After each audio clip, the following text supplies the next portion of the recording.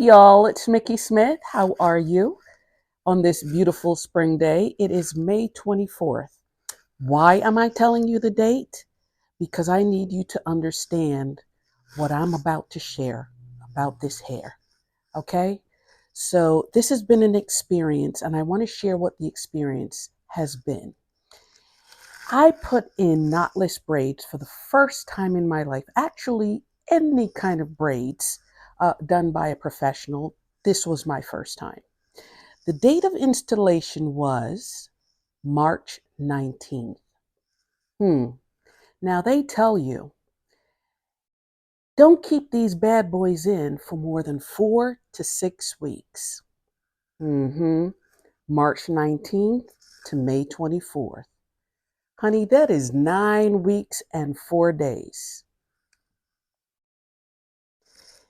The reason why I'm taking these things out now is because I will be on my vacation getaway next week.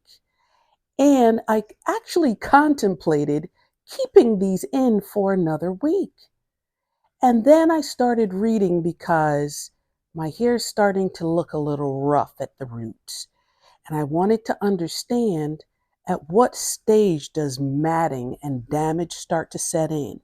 So I constantly saw this 4 to 6 weeks, 4 to 6 weeks, and I was like, oh, I think you know what up, right? I effed up here. And although my plan, my long-term master plan, is for me to cut my hair so that I can live in gray, just relish the freedom of no color, of not having to do much with my hair, just brush it and go. Um, I'm not really down with ruining what I do have at the roots because that's the hair that I'm going to need to keep. And I also believe in hair health. So, you know that old adage of if you don't pay now, you're going to pay later? Well, time's up for me and it's time for me to pay the piper. So I want to bring you along as I remove these and see what it looks like up until now. I think I've been doing pretty good as far as care. I haven't been tugging.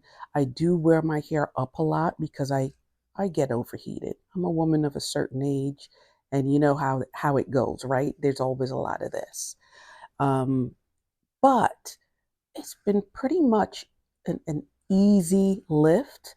I do enjoy, here are my pros about having the braids, right? You don't have to do much. It's already done for you. There's no brushing, there's no combing, there's no tugging per se. That I really, really enjoyed. I continue to shampoo and condition my hair on a weekly basis. I didn't see the need to go beyond that because there wasn't a lot happening with the hair or product in the hair. So every week I made sure that I shampooed and conditioned, right? So that's been pretty easy. Now, they do tell you should oil your scalp and do all that. I don't use oils and butters in my hair. I just don't. For one thing, I have a very sensitive scalp, and all that extra stuff, it just gets me, again, overheated, and it tends to build up, and I'm just not a fan. So that part I skipped. Shampoo, condition, that was it. All right. And the way that because there was a lot of length, the way that I would get it dry is I would do a blow dry or sit under one of those portable hooded things that you put on and you squeeze your hair dryer on the end and it would just dry your scalp, just so that I didn't have all that extra weight, right, on the actual braids. What else? What I didn't like. What I didn't like is what I don't like also about my natural hair. And let me get up close for this. Okay? We're good, right? We're friends, so I'm going to show you. As the hair grows, right, I have all of this gray, just popping out everywhere. And you may not be able to see it that well because I've really been augmenting with this. I've been going in and I have been lathering on this color stick everywhere that I see gray. It doesn't necessarily take it all away, but it makes it enough that I don't feel self-conscious, because once I shampoo, this is, when I tell you it's white, it's like white like this t-shirt at the roots.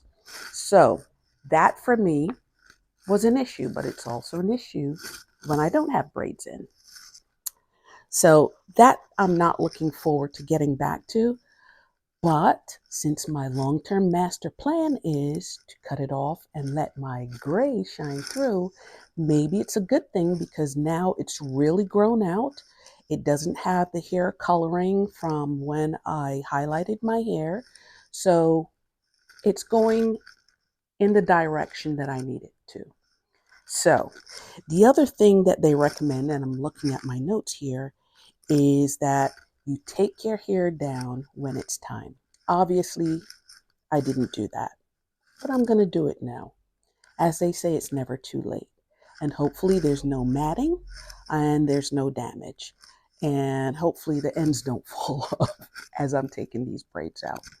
So I did do something earlier this week because I thought, you know what, let me just snip off the ends, which I did do. And I'll show you what the ends look like here or here, whichever side I put it on.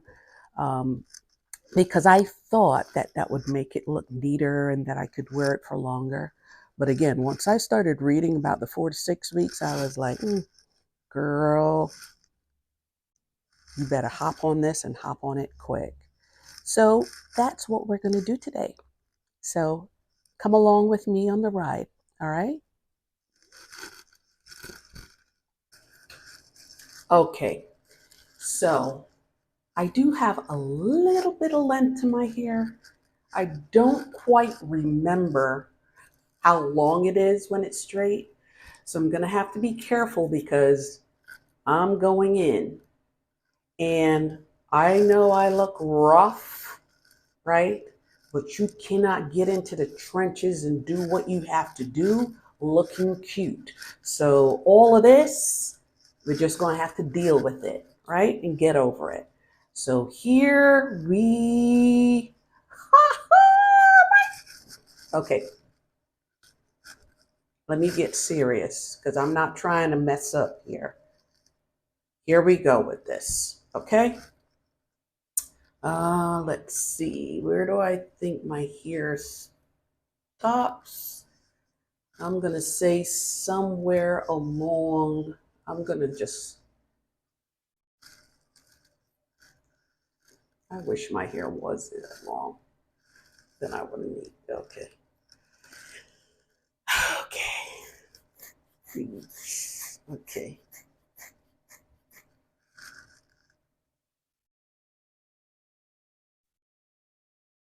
Bear with me, people. This is traumatic. All right.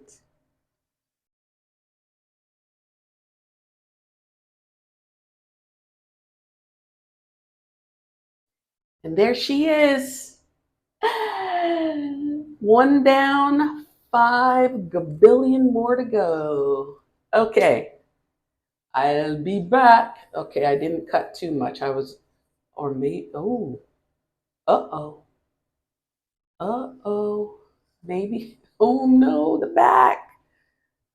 The back of my hair is longer than the sides, and I wonder if maybe I cut too much. Well, we will see, won't we? And that's what you get for not taking care of business when you're supposed to.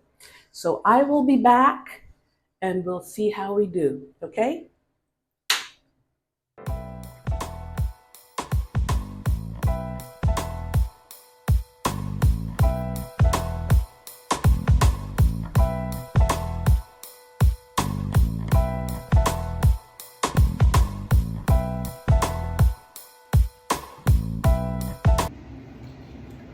Okay, so you see what time it is.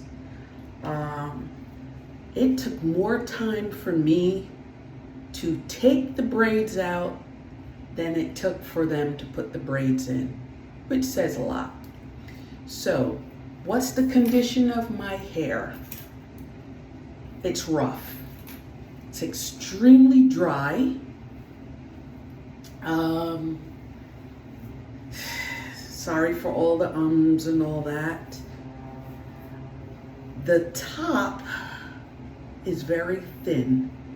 Now it was thin before, but it seems like it's a little light. Here's a close-up of the hair. So I think I'm gonna have to do a lot of conditioning. The good news is my hair smells pretty darn good. It smells like it's freshly shampooed. Again, I've been shampooing every week religiously and conditioning. So the hair is definitely feeling and smelling clean. So that's a good thing. I am going to get this hydrated. I'm going to hit it with a whole lot of water. Then I am going to do a nice shampoo with medicated shampoo. And then I am going to drown it. Literally drown my hair in conditioner. And I think because it's been covered for so long, what I probably want to do is to give it a nice water-based leave-in. Okay guys, so I think the thought was I wish it had been a success story. Well, it's a not so bad story. Truth of the matter is, I lost bucket loads of hair, both in length, in which I think I may have cut the braids too short, but more importantly, I lost a lot of my density. My hair is extremely thin, and as I did my post-shampoo, post-deep condition, what I realized is that a lot of hair had actually pulled out from, I believe, the root. It is what it is. So this is what it's looking like. You can see if you look at just the diameter of each of these little twists, it's very, very small. Where my hair with that, I pull it down before and it would come down to like my neck. I'm barely, I can't even make it to my chin. So the hair is gone. I'm gonna pause here because I have to go out. I have to get my nails done before I leave. And I want to see what hairstyle I can do. I'm gonna try to do my typical fro hawk. And if it looks like craziness, then I'll figure something out. But I'll either post a pic or I'll come back and let you see that. Okay? Bye.